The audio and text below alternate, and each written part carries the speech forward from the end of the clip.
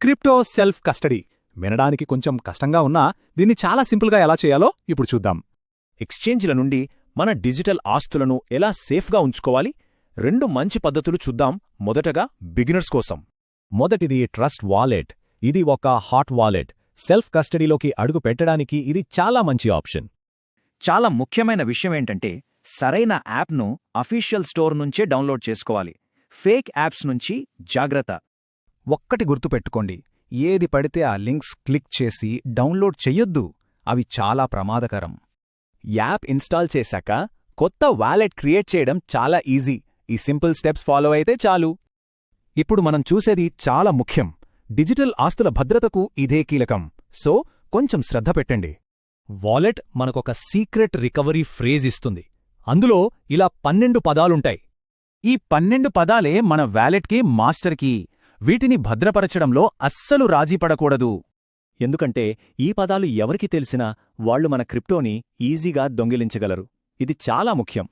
ఫ్రేజ్ని confirm చేశాక యాప్కి మరిన్ని security layers add చేద్దాం. పాస్వర్డ్, బయోమెట్రిక్స్ లాంటివి. ఇప్పుడు క్రిప్టో యాడ్ చేసే ముందు ఒక చిన్న టెస్ట్ చేయండి. తక్కువ అమౌంట్ పంపి అన్నీ కరెక్ట్గా ఉన్నాయో లేదో చూసుకోండి. ఇప్పుడు next level. Long term holding కోసం లెడ్జర్ లాంటి హార్డ్వేర్ వాలెట్ బెస్ట్. ఇది ఒక కోల్డ్ వాలెట్.